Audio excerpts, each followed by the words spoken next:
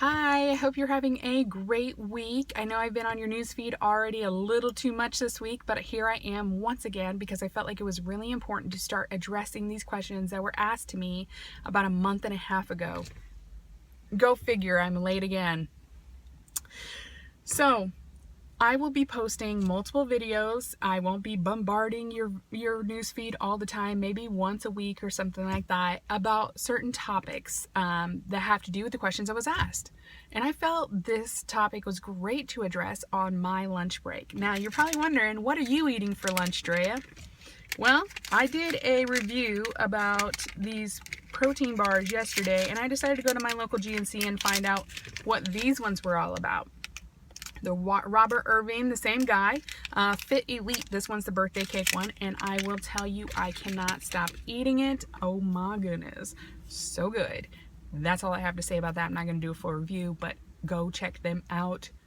They're good. Okay, so this is going to be about low carbing with me, about water, about vitamins, things that we all really feel like and is a huge part after weight loss surgery. I know food after weight loss surgery, yes, it's huge.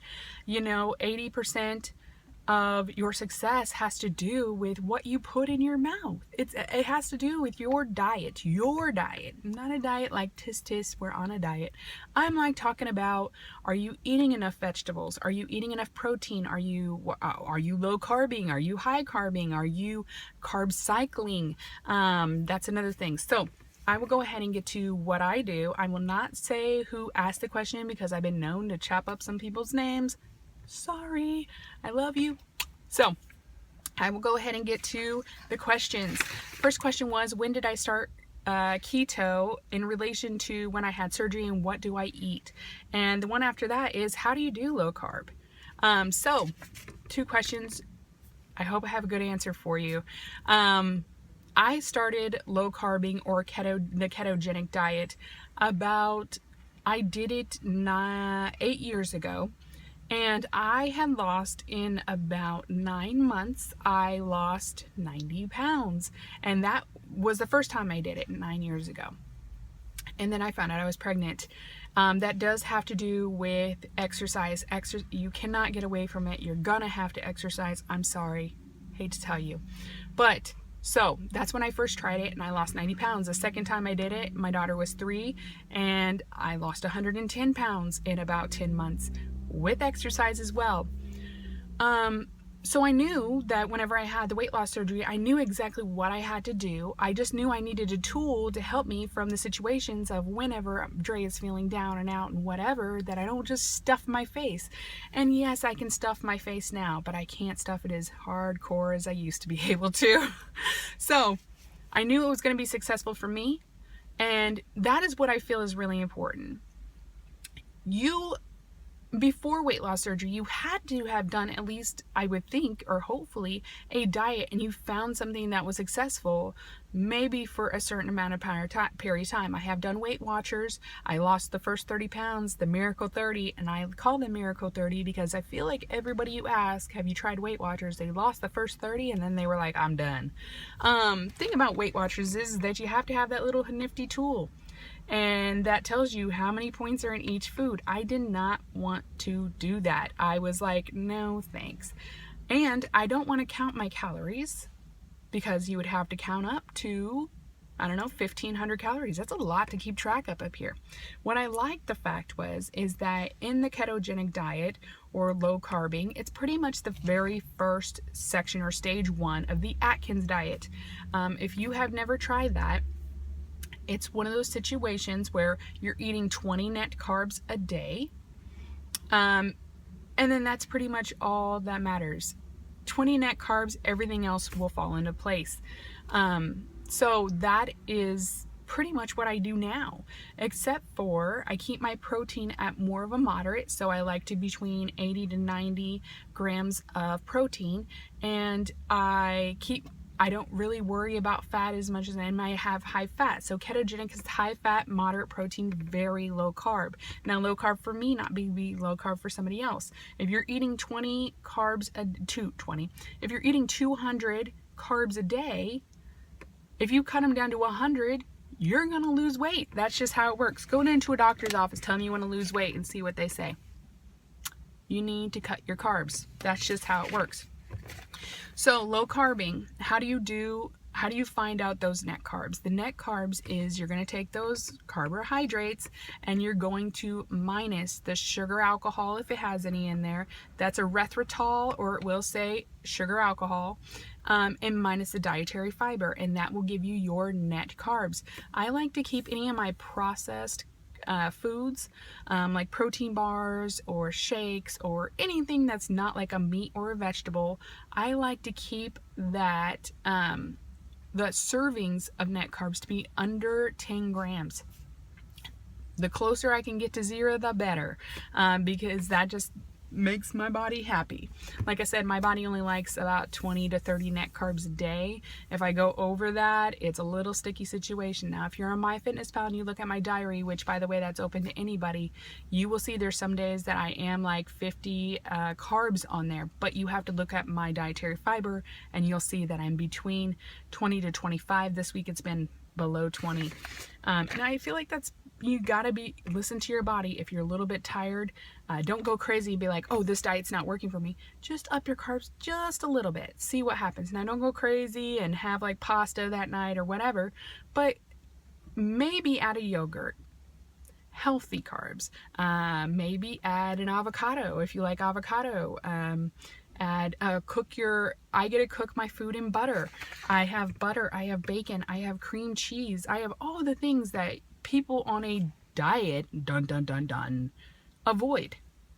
I don't avoid those. I avoid my pastas, my breads, I avoid my rice, I avoid potatoes, I avoid carrots because they're a starchy vegetable. I avoid that stuff. So it's pretty much meat, vegetables, and cheese. I avoid milk because milk does have sugar in there. You need to watch out. Sugar is a carb, so you need to watch out for that. So that hopefully addresses that situation. How many do I stay under a day, and how much fat do I have daily? And how many calories did you start with post-op? So 3 months out, I looked at MyFitnessPal. I was between 600 to 800 calories. 5 months out, I was between 8 to 1,000 calories. And 9 months out to now, I'm between 1,000 to 1,500 calories. I have found that my body, whenever I was in my 5 months, at about 5 months, about 7 months and 8 months, 8 months, I would say, 8 months, I realized that my percentage, or the amount that I was losing per week, was going down. Like, I was like, what is going on? I'm doing what I need to do. The moment I ate more, I started losing more. I know that sounds ridiculous. You have to eat more to lose more. Yes, that's just, for some reason, your body just, I don't know, it happens. Now, if you get into a situation where you're in a stall, fortunate for me, I have not been in a stall, but I really, really chalk that up to the fact that I have been on a consistent low-carb ketogenic diet. But then I have my cheat day on Sunday, and that was one of the questions too. Does your cheat day help with minimizing head hunger or cravings? It feeds into my cravings. Y'all, if I could go ahead and do a video of what my cheat day looks like, you guys would be like, oh my goodness, no way, this is crazy. Yes, it gets crazy on cheat day. And I feel like it helps with my weight loss. I actually did a midweek check-in yesterday, just Thursday, and I was up a pound. And you know what I did? I ended up eating carbs. I ended up having sushi. I had some yogurtini, which is like frozen yogurt. I'll be honest, I ate like a little mini cheesecake. Guess what? I'm down another pound. I'm down a pound a day. I shocked my body. That's what you have to do. Your body is telling you, when you're in a stall, your body is telling you, I need something different. There has to be a change. So if you realize that you've been losing weight on a higher carb diet, then maybe go really low carb for a day and then shoot back up. I mean, find out what your body likes, shock it. It cannot consistently do the same thing every single day. Back in the day, in the cavemen, they didn't eat the same damn thing every day. They had to find other things. You got to keep your body guessing. So that's what I have to say about that. My macros are about 10% carbs, 60% fat, and 30% protein right now. I'm actually going to do about 70. I'm probably going to be doing like 25% protein and knocking it up to 65% fat, only because my protein is a little bit high. It's at 105. And if you do too much protein, you can knock yourself out of ketosis, which would just not be good for my ketogenic diet. So, did I know a lot about reading labels? I am a habitual dieter. I have been reading labels for a very long time. Now, reading labels all depends on what your diet consists of. If you want to stay low cal, if you want to stay low carb, high fat, whatever, you've got to read the label on it. You can't just pick up things and eat them. If you're dieting, if you're trying to lose weight, and live a healthier lifestyle, you have to know what you're putting in your body. Your body is your vessel. Now I used to eat for enjoyment. Now I pretty much eat to live. That's how it works. How do you manage to get in all your protein you need in a day and still get in all your water you need as well? So my goal is to get half my body weight in water. For right now, that'll be about 83 ounces, and is to get in 80 grams of protein. Now my doctor would like me to eat 3 meals a day. 80 grams of protein, 3 meals a day, that is berserk at about a half a cup of food. So I decided to do 5 meals a day, and it's been working out well for me. I used to call them snacks, but then I figured out they're about a half cup of food as well, so that's a meal. So I do 5 meals a day. So that would be about 16 grams of protein a meal. And if I get 5 bottles of water in, that is half my body weight in water. Now, it'd be more if you're heavier. And I've never had an issue getting in water. And if you do have an issue, I suggest doing some flavored packets. Or I know some people, sorry, I'm in a parking lot. I know some people tend to like to put fruit in their water. I don't typically like to do that. Or you go find something that's a flavored water out there that you like. So you just have to play around with it. And I do not count my protein shakes. I do count my coffee. I do count tea. That's other ways you can get in your water. I carry water around with me like it is my best friend. I sneak in water to the movie theaters. I always have water with me in my car. This is my 24-ounce cup that I keep at my desk at work. Lion or tiger, sorry, my bad. So I have about 3 of these before I even leave for the day. Yeah, that's a lot. So 3 24 ounces before I even leave for work. I do have a desk job, so it makes it a little bit easier for me because I'm constantly sipping.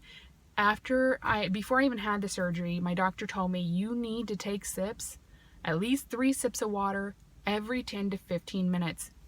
And that has not been an issue for me. And actually, now that I'm 11 months out, I've now been figuring out that I don't need to take little sips. I can actually, not really chug my water, but I can take a nice drink. So that's been very helpful. That's been helping me. If you are just now post-op, carry a bottle of water with you everywhere you go, and take 3 sips every 10 to 15 minutes.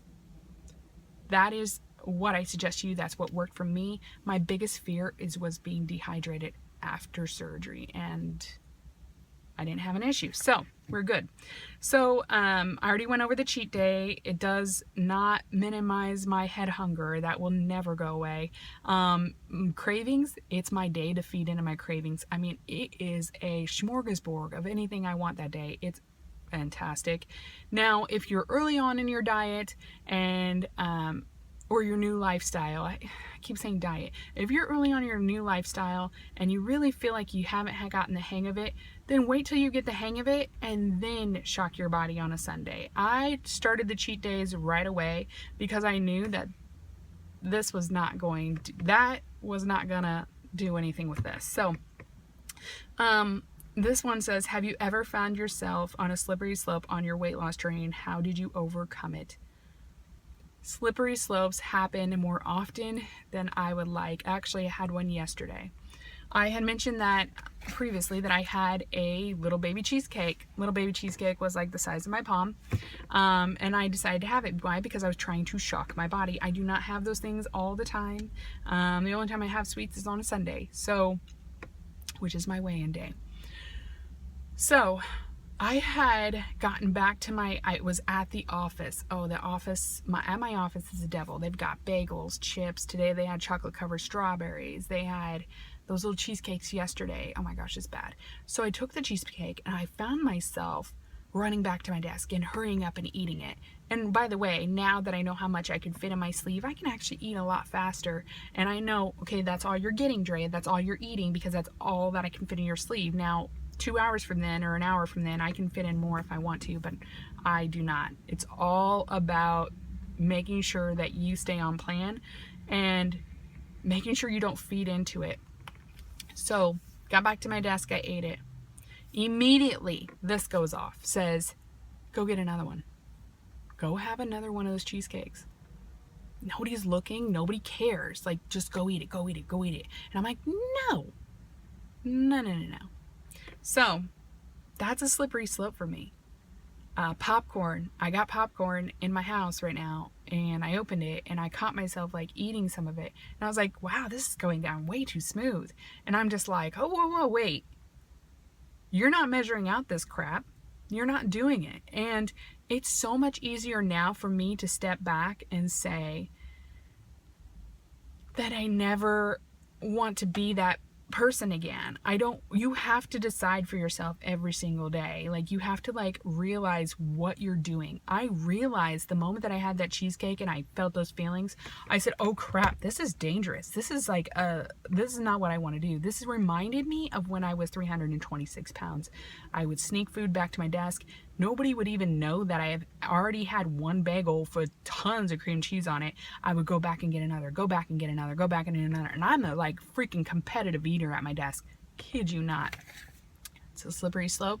And it takes a lot of dedication. It takes you to make the decision to say, no, I'm not going to do this. I don't want to be that person anymore. I don't want to be that person anymore. And thankfully for YouTube videos, I'm able to see that person anytime I want to, and I do not want to be her. I appreciate her. I love her, but I will never want to be her again. So I will never overcome the slipperies. I guess I did overcome it at the time being. It's all about living in the moment. So I hope that helps. How do you focus when it's that time of the month? I work out. I know it sounds ridiculous, but if you feel like you're hungry and you're not really hungry, get up and go do something. You damn well know you're not hungry. You're not, you know, it's all head hunger. That's all it is. And I say you damn well know you're not hungry, not meaning you, but I'm talking to me. So I pretty much work out. And then if I feel like I want something bad, I actually end up getting those Atkins Indulge, or they have like a brownie, and I just got like a raspberry dark chocolate, and they have like M&M type things, and go check them out. Atkins Indulge, you can find them at Walmart. I'm a Walmart shopper, as you guys know. You can find them almost anywhere, and those have really helped with my cravings. So you can, check those out. And do you feel it's essential to purchase bariatric vitamins versus over-the-counter vitamins? And I'm getting to almost 20 minutes, so I'll hurry this up. So right now I take the Bariatric Advantage Advanced Multi-EA vitamin, which is a little bit pricey. It's about $40 a bottle. Yeah, that's too much. But after was asked that video, I was asked that question, I went ahead and did some research, because I know a lot of people that have the surgery down in Mexico are told to do the Flintstone Complete vitamins. So I broke it all down on this little sheet. Yes, I'm A type A. Nice to meet you. So I broke it down, and to be honest, there's really not anything in the Flintstones Complete, or the percentage wise, they're not really that far off versus the bariatric vitamins. So this made me actually bring light to the situation, because I'm like, Flintstone vitamins is a lot cheaper than the Bariatric Advantage. The only thing I can see the difference is that the Bariatric Advantage has about 2,000 more IU, I don't know what that means, vitamin A, and that vitamin A helps with bone growth, reproduction, which don't know why that's important to me, immune system health, vision, skin, and mucous membranes repel bacteria. I don't know what the fudge that means, but the Flintstone vitamins have less than that, and then the Flintstone vitamins are lacking a little bit on the vitamin D, which is healthy bone and teeth, and they're lacking a little bit on vitamin K, which is bone health, nervous system, and improving the cardiovascular function. And they're lacking on B12 a little bit, which is nerves and red blood cell healthy count, and biotin. My bariatric vitamins have 300 mcgs of biotin. The Flintstone Complete have 40. So I think I'll go ahead and go with the Flintstone Complete, and I'll go ahead and add biotin.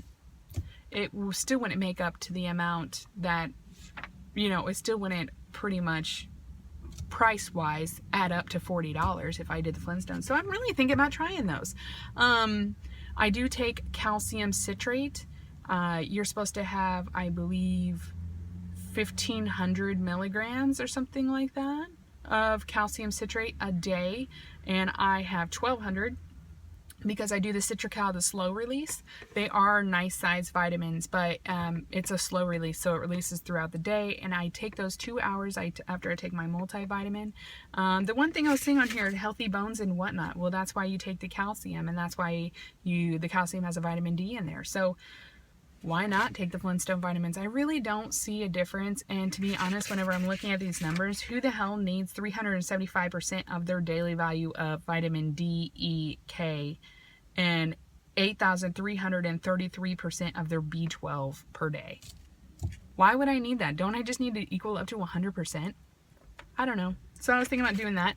I also take the Pearl Complete, which is a probiotic, and that's been actually helping me a little bit, so that's been really great.